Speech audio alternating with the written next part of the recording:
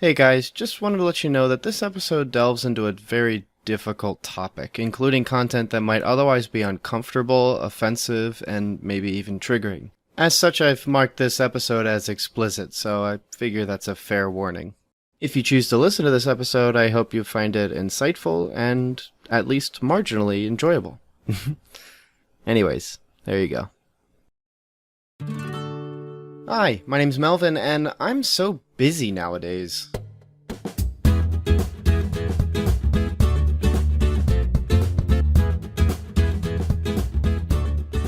Welcome to Cinematic Doctrine, a non-spoiler Christian movie podcast where we sit at the table of cinema and eat. Tonight we'll be dining on Amazon Prime's The Boys. This is a little different for me. In fact, it's kind of against one of the main things about Cinematic Doctrine. I've wanted to strictly stick to films rather than talk about any shows or miniseries, but with the undeniable popularity and attention The Boys is garnering, I figured I'd take a crack at it. And I was aware of what I was getting into. I've read my fair share of comics, ones that aren't superheroes. The Boys was originally a comic series started in 2006 by Garth Ennis. He's well known for writing some prolific yet quite abrasive stuff, having created Preacher, Crossed, and a well-received run with The Punisher. And if you're interested, he has an especially frightening Spider-Man run with Spider-Man the 1000. It's pure nightmare fuel. Just Google it. But we're here to talk about Amazon's adaptation of his comic The Boys. So let's get started. Huey Campbell's girlfriend Robin is dead. Obliterated, actually. Vaporized by A-Train, the world's fastest man alive and one of the Seven, an elite group of superheroes. He accidentally ran through her. But superhero accidents have super consequences, and Huey's devastated. But before he can seek justice, a representative from Vought, the corporation A-Train works for, approaches Huey with a sizable check. The catch? Sign an NDA that he'll never talk about the accident ever again. Disgusted, Huey rejects the initial offer, but not before a mysterious man named Billy Butcher meets him and says, "You want justice? I can get you justice." Meanwhile, Annie January, a young independent superhero who goes by the name of Starlight, has received the opportunity of a lifetime.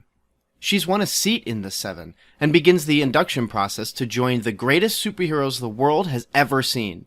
She'll work alongside Maeve, a powerhouse of pure strength and feminine prowess, Black Noir, the mysterious ninja-like assassin, the Deep, aquatic aficionado, Translucent, the Invisible Man, the previously mentioned A-Train, the world's fastest man alive, and the beloved Homelander, a patient, kind, all-powerful force of nature who stands for truth, justice, and the American way. Sound familiar? The Boys is rated TV-MA. Unfortunately, television programming doesn't detail the certificate beyond that, and because this is a show, it would take a long time to detail vaguely the kind of content within, so let me just say this. The Boys is very, very graphic. Although the graphic content is in short bursts, they're interspersed throughout the series. The graphic violence is over the top and cartoony, but still may contain visuals that might stand out as frightening and traumatic, while the sexual content is quite provocative and contains debauchery of all kinds. Now, most of these segments are played off in a negative light. In other words, there is an awareness that what is happening is bad, rather than trying to make a case that anything good is happening.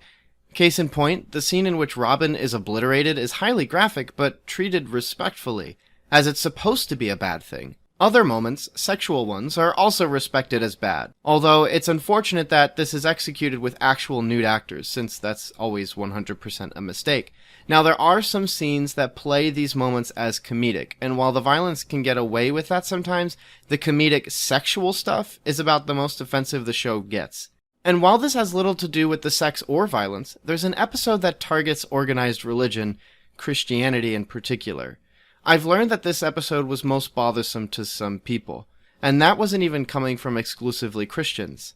There's some non-Christians I've heard that are saying it's a little too on the nose. Along with that, it's important to say that this show is very dark, and contains some plot points that can be just downright depressing. I know a few people I've talked to and a few reviews I've read where people said they liked the show but didn't necessarily enjoy the time they had watching it, so I'll leave this content warning with that. As for me, I liked this show, and for the most part enjoyed my time watching it. And by that I want to emphasize that obviously I had problems with certain parts with the show, especially an entire episode dedicated to satirizing modern Western Christianity, since it's something in the Christian church we struggle with. The fact that the world pairs legitimate Christians with Christian-in-name leaders like Joel Osteen, Benny Hinn, and Kenneth Copeland continues to be a thorn in our side, as they're false preachers who care nothing for the people they speak to. They care about money, fame, and nothing else. So that was a real shame to have an entire episode that played around like that. But Garth Ennis is rather outspoken with his distaste toward Christianity and religion as a whole. Anyone could learn that by picking up one of his books. And I think there's a good question going on for my Christian audience, wondering, what in the heck was I thinking by starting a show like this, let alone enjoying it? Well, that's why I decided I would do an episode on this, and I think things will become clear as I talk about The Boys, then tie it up with some closing thoughts. First off, and this is a no-brainer, The Boys is a commentary, although it's not really a commentary on superheroes. I don't think you can really commentate on a genre, simply the execution of that genre. And in that case, The Boys isn't commentating on the superhero genre because it fits appropriately as a superhero show. The show is about superheroes, and what those superheroes do is where we can begin to learn the show's commentary, satire, and everything it touches. For instance, the Seven are a group of extremely powerful and popular heroes that have become less like crime fighters and more like brands. They have products they represent, movies, make special appearances, basically everything except crime fighting. In fact, some of the only crime fighting the show offers is in the first 5 minutes when a car is barreling down New York and Maeve lands in front of the vehicle, stopping it in its tracks. Apart from that, we're largely treated to conferences, interpersonal drama, and horrible, dehumanizing acts of misogyny, sadism, and general apathy. A lot of this comes down to image, as Vought appears to the world as a first-class mercenary service in the pursuit of justice. And yet, we can hear in the show's exposition that Vought isn't worried about justice. It isn't worried about appropriately reaching out to Huey during his turmoil. No, it cares about monetarily suppressing his voice among a crowd of disgruntled collateral victims. Why would Vought have to damage their identity if they can simply buy out opposing voices? Even members of the Seven worry about their image. Characters like The Deep, who's essentially Aquaman, struggles with self-image. He's constantly berated for being the fish guy on the team, basically Aquaman's stigma before Jason Momoa was cast, and is treated to fish-themed slurs from other members. And while I can't excuse his horrendous acts, one can't help but feel for the guy. And honestly, you could say the same for virtually any character in The Boys. Although nearly every character has done something terrible, horrible, evil, disgusting, abhorrent, there are times of incredible, unique, heartfelt pain that resonate with such force. You'd be surprised how easy it is to go from hating a character to sympathizing with them in an instant. And again, that's not an excuse. I can hurt for those who hurt, while also being totally against their actions. In fact, The Boys is essentially an extreme exercise in that regard. I would even argue it's a consistent theme throughout the show, that characters start with you feeling one way, then you find your opinion is changing by the end of the show. And that's a good jumping off point for me to talk about a huge theme that's present from the very start. There's an ever-present postmodern worldview that soaks the very script of The Boys. It's saturated like a wet towel. There isn't a moment in this story that doesn't seek to undermine our, or its characters', preconceived notions about the individual's relationships or the world at whole. There's a wonderful scene early on in the series where Huey stops home. He has to pick up some things, and it's almost a nightmare when he realizes how much of the Seven's memorabilia is in his room. Posters of Homelander, The Deep, and A-Train are everywhere. Even some humorous pop vinyls see themselves on his shelves. It's a daunting revelation that the heroes he grew up with were nothing more than faulty idols, whose mere presence put everyone and anyone he loved at risk. He starts ripping everything from the walls, destroying action figures and crushing collectibles in a fit of rage. Soon after, Huey starts to experience more and more how heinous and untrustworthy the Seven are, and we start to see how deep Vought's corruption runs when we're shown Starlight's perspective. From corporate blackmail, suppressing scandals, and pushing its representatives into compromising positions, we start to see how easy it is to compare the horrors of Vought to corporate America, let alone corporate greed as a whole. Despite the graphic novel releasing in 2006, its adaptation mirrors the times we're living in, where questionable ethics are standard press for corporates like Nestle, Amazon, Walmart, and it goes without saying that, in an ever-increasing postmodern world, we're witnessing a shift in ethical accountability with regards to not only interpersonal corporate relations, but individuals as well. Alongside that, we're also learning things that we otherwise would never suspect possible, things that shift our entire worldview of those we've idolized for years and years. To that end, I'd like to mention some stories that have shaken the fabric of Western culture and changed our perspective on the world around us. In 1992, the Boston Globe began its comprehensive coverage detailing the decades-long mismanagement of former Reverend James R. Porter and his 30-year reign as a sexual predator. His actions were well known in the diocese he worked in and conveniently overlooked by his superiors. Porter was relocated whenever accusations would surface, transported from one church to another despite the church's well-documented evidence of his despicable actions. Over 100 children were assaulted by this man's actions, and there was nothing secret about it.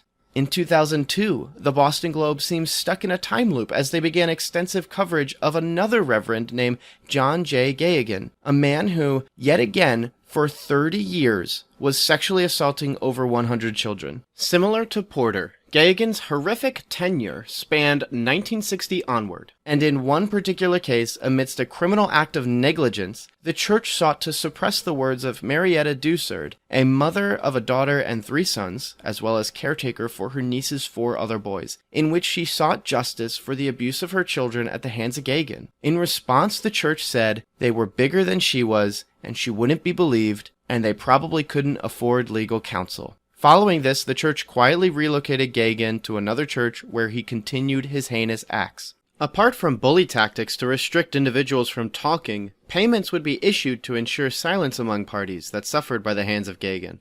Just imagine donating money to the church only to find that money is used to pay off survivors of sexual abuse.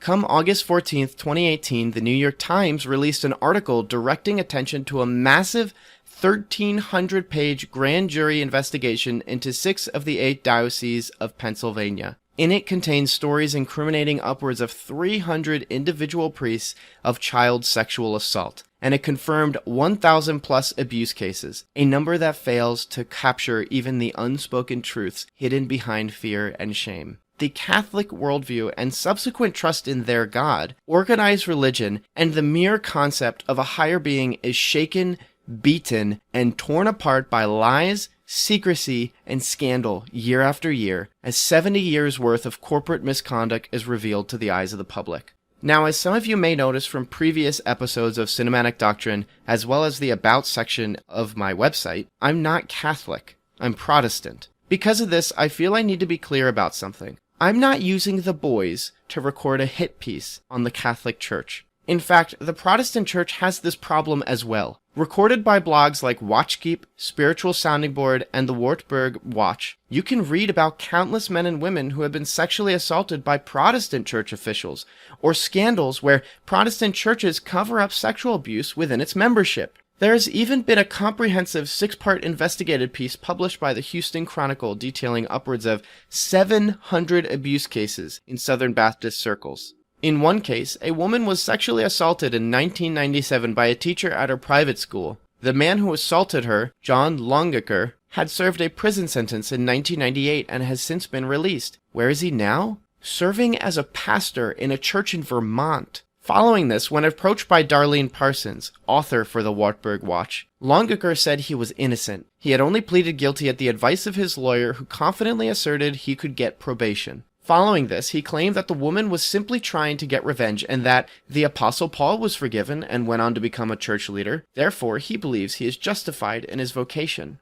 I've mentioned both Catholic and Protestant scandals because, as far as the world is concerned, The Catholic Church and Protestant Church are one and the same. If you were to ask an irreligious coworker what the difference was between Catholicism and Protestantism, they likely wouldn't have a clue. Heck, if you asked a member of your church, they probably wouldn't either. Another important reason to mention this is that ultimately, the combined failure of the Catholic and Protestant Church to appropriately tackle this issue propagates a culture that feels damaged by faith, damaged by organized religion, and damaged by God.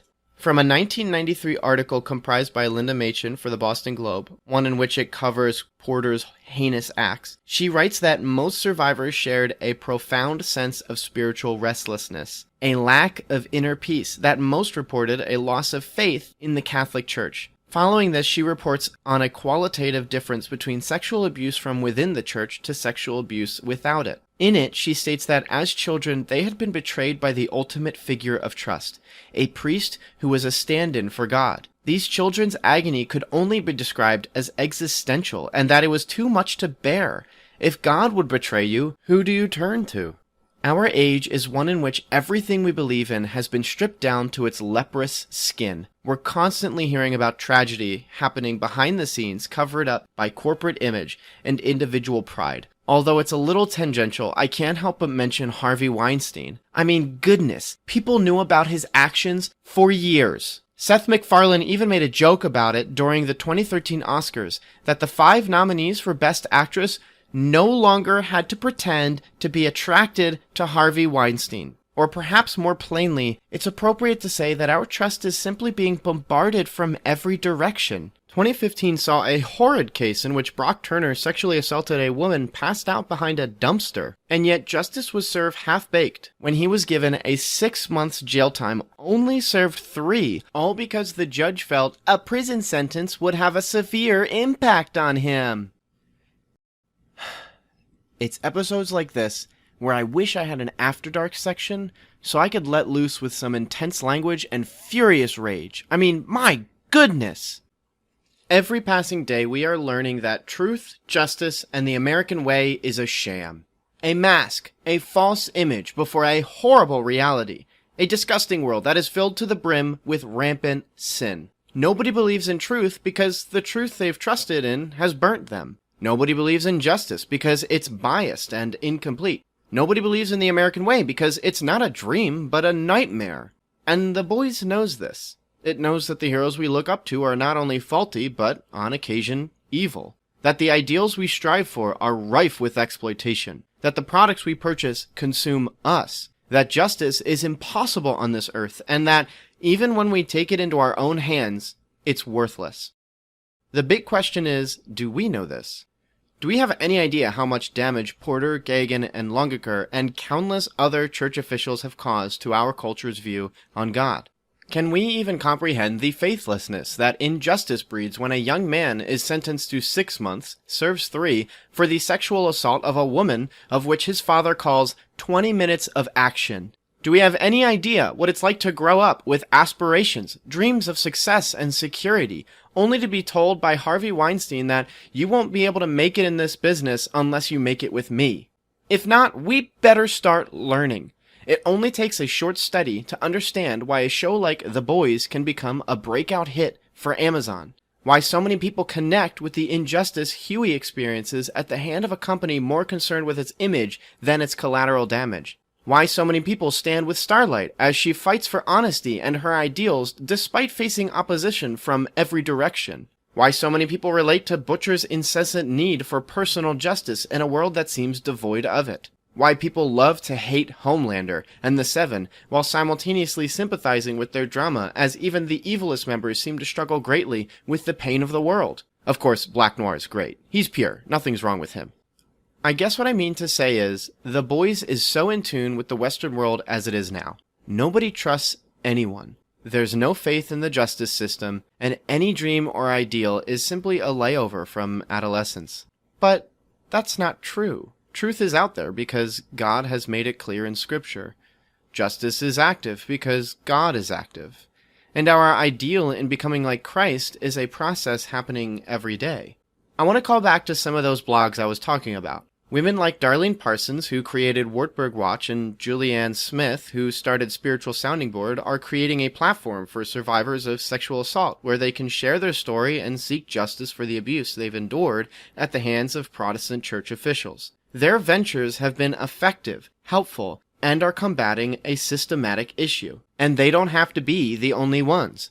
Recently, as I've learned so much more about these issues, I've emailed my associate pastor a few questions regarding the church's response to sexual misconduct, like what sort of actions they take to prevent sexual harm. It's important for me to know how my church has prepared itself to handle such a horrible situation, whether it be in response to a church member or staff member committing such a crime. And although I'm not responsible for my church's every action, I am responsible to keep my church accountable, both as an institution and as individual brothers and sisters in Christ. As Christians, we are called in 1 Thessalonians 5:11 to encourage one another, to build one another up. And we can only do that if we are well educated in the things the world struggles with, because, consequently, we likely struggle with them too.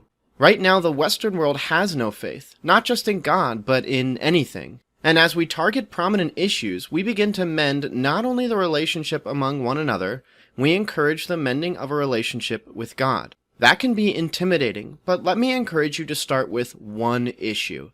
Pick one issue to learn about, pray about, and advocate for. The Lord commands it of you, after all. Encourage one another, right? And you can't encourage someone toward awareness and education unless you yourself are aware and educated. And if the Lord commands it of you, and the Lord is good, then it must be a good act for you to start somewhere. For instance, learn about the actions you can take to prevent sexual assault. Learn about how you can care for sexual assault survivors. And reach out to your church or your local government and learn about special hotlines, support groups, and preventative measures to keep men, women, and children safe from sexual assault. In doing so, you represent and enforce the truth of Scripture and its renewing power. In doing so, you repair the injustice of the world by encouraging Spirit-filled hearts to live like Christ. In doing so, you exhibit the ideal of Jesus Christ of reaching out to the poor and needy, harmed and afflicted, and mending the souls of those who suffer day in and day out. Soon you'll find this justice spread from your circle to your community and out into the world.